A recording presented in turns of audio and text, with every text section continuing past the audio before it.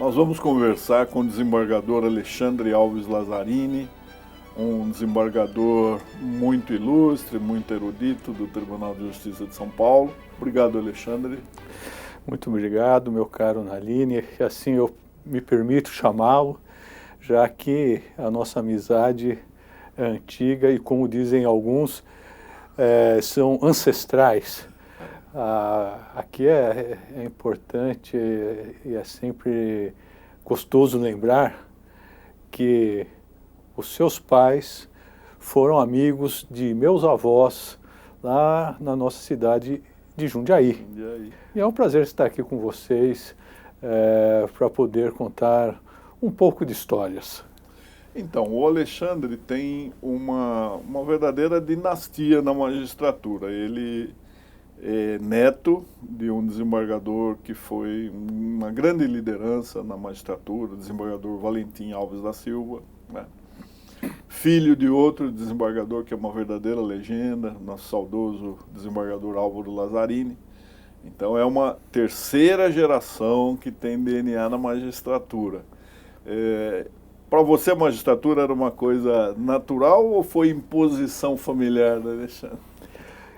Olha, o tempo vai passando, a gente vai refletindo e num determinado momento eu cheguei à conclusão que era uma coisa natural. Talvez por conta do meu pai ser magistrado e do meu avô materno ser magistrado, talvez por isso eu queria ser o do contra. Então eu me preparei para fazer vestibular para engenharia e quando eu cheguei para comprar o manual da FUVEST, isso no meio do ano de 1980, cheguei em casa e avisei, não vou mais fazer engenharia, vou fazer direito, e vou fazer direito para ser juiz. Lógico, foi um susto agradável. Agradável. O meu pai, o meu avô, eles ficaram com um sorriso, como a gente fala, de orelha a orelha. Enfim, a gente vai refletindo e hoje eu chego à conclusão. Era justamente essa necessidade de me colocar como diferente, independente, que eu queria fazer engenharia. Na realidade, eu não sabia exatamente o que era ser engenheiro, o que não suportava mais tantas aulas de física e de matemática, e tinha admiração profunda pela profissão de meu pai, pela profissão de meu avô. Encontrava na APAMAGES, Associação Paulista de Magistrados, os colegas deles, entre eles você, e que vibravam com aquilo que faziam. Eu cheguei, enfim, encantado, falei, não tem jeito, essa é a minha escolha. Logo depois, em 1992, eu passo a conviver com o mundo acadêmico na Pontifícia Universidade Católica de São Paulo, aí sob a tutela de uma professora que eu gosto muito, que é a professora Tereza Arruda Alvim. Comecei como assistente dela, assistente voluntário, assim por 4 anos, trabalhando de maneira gratuita, até que abriu a PUC, Faculdade de Direito, abriu o concurso para a contratação de professores qualificados como auxiliares de ensino.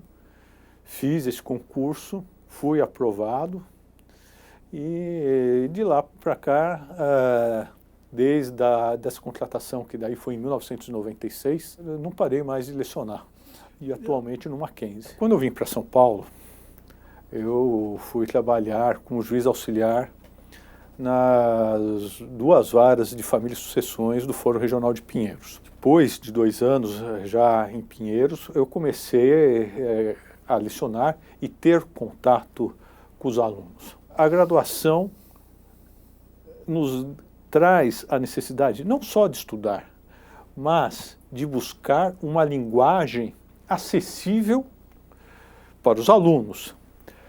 E no curso de uma audiência em especial, Esta linguagem simples que a gente tem que dirigir para o aluno é muito interessante. Mas a gente não pode esquecer o seguinte: o nosso trabalho consiste em estudar. Então, quando nós falamos, estou estudando para preparar aula, ou estou preparando uma aula, isso significa o quê? Eu estou trabalhando. O desembargador Alexandre falou há pouco aí em arte de julgar. E eu não posso deixar de dizer que ele é filho de uma artista também. Sim. Da saudosa Eidi Alves Lazzarini, né? E ela fez uma vida muito bonita, uma vida em que o canto lírico foi alguma coisa que ela fazia com prazer. Ela criou uma escola, na verdade. Então, falando em escola, ela hoje é o nome de uma escola estadual, né? Que eterniza o nome dela. Como é que é? E você parece que você está seguindo, levando ali a instituição ao bom caminho, né, Alexandre? Conta um pouco sobre isso. Minha mãe é formada pelo celebrado Conservatório Dramático e Musical de São Paulo, que por onde passaram grandes personagens da intelectualidade paulista, brasileira, participou ativamente, foi presidente por 2 vezes do Teatro Lírico de Equipe, que era uma entidade civil dedicada à ópera, fundada em 1962, da data de meu nascimento. E que por um bom tempo, quando o Teatro Municipal de São Paulo praticamente acabou com a programação operística, era esse teatro lírico de equipe que... Era o refúgio refúgio. E é uma coisa tão bonita a ópera que a gente não pode perder. Depois, a comunidade musical foi se reestruturando. A própria criação da Sala São Paulo, que agora em 9 de julho completou 20 anos. Eu acredito que esse ressurgimento da música clássica ajudou muito a ópera. O Teatro São Pedro passou a ser gerido por uma organização social de cultura, Instituto Pensarte, que revolucionou, vamos dizer assim, a ópera naquele teatro. Marca a história, sendo que eu tive a oportunidade de participar como conselheiro de administração do Instituto Pensarte por 4 anos. E isso se deve também ao vínculo, como eu digo, afetivo com o Teatro São Pedro, já que a minha mãe foi uma das lideranças que abraçou o Teatro São Pedro, junto com outras pessoas, outros artistas, outras pessoas vinculadas à ópera, como Paulo Esper. Quando minha mãe faleceu em 2003, a então secretária da Cultura, Cláudia Costin, baixou uma resolução estabelecendo que todo dia 11 de fevereiro seria um dia de concerto em homenagem a Eidi Alves Lazzarini, minha mãe. E assim vem sendo feita. O primeiro concerto foi em 11 de fevereiro de 2004. Meu pai, juntamente com o Teatro Lírico de Equipe, que cuidavam dessa organização.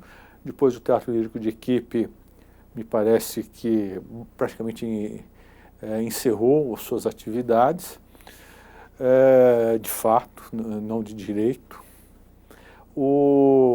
Assumiu o Instituto Pensarte. O Instituto Pensarte traz para si a organização destes concertos. Então, que é muito interessante, nesse período do Instituto Pensarte, eles fizeram o primeiro concerto em 2014, com trechos de várias óperas. Em 2015, nós tivemos uma montagem resumida da Traviata de Verdi. Posteriormente, em 2016, nós tivemos a estreia de uma ópera composta por um brasileiro, o maestro Leandro Oliveira. Muitos conhecem o maestro porque é ele o responsável pelo Falando de Música que antecede os concertos da temporada da USESP. Então nós falamos que foi a estreia mundial da ópera dele, A Musa do Subsolo. E depois a última ópera, o evento que foi organizado pelo Instituto Pensarte, tivemos a ópera Domitila, também do brasileiro João Guilherme Ripper. Em seguida, a Secretaria da Cultura, na parte de readequação de seu orçamento e tudo mais, não renovou o contrato com o Instituto Pensarte, extinguiu a Banda Sinfônica do Estado de São Paulo, foi uma pena, colocou o Teatro São Pedro aos cuidados da Santa Marcelina Organização Social de Cultura, e a Jazz Sinfônica foi alocada ou realocada para a Fundação Padre Anchieta. Felizmente, a Santa Marcelina Organização de Cultura, ela continua fazendo esses concertos em homenagem à minha mãe. E essa questão da cultura, Naline, é importante destacar o seguinte: a cultura, me parece, é uma fonte de transmissão de valores. Nós lemos, aprendemos a ler, mas precisamos interpretar. A música, o teatro, a ópera, que é música e teatro, são formas de transmissão de valores. Não adianta, por exemplo, se fazer um serviço muito grande de ensino musical se nós também não damos a perspectiva para esses jovens estudantes de música de encontrar emprego. O doutor Alexandre é filho de um grande magistrado, Álvaro Lazzarini, que passou pela vara de registros públicos. Você nunca quis passar pela vara de registros? Olha... E você está falando aqui com o registrador, o pessoal do registro de imóveis. A maior experiência que eu tive em registros públicos foi na comarca de São Roque. Quando eu vim para São Paulo, a parte de corregedoria do registro civil era descentralizada. Eu não me lembro se era a primeira ou segunda vara de família de Pinheiros, tinha sob seus cuidados um dos registros, cartórios de registro civil da região. Agora, com relação às varas de registros públicos, meu pai sempre falou com carinho delas. Ele foi juiz auxiliar da corregedoria nessa parte extrajudicial, foi juiz auxiliar de uma das varas de registros públicos, mas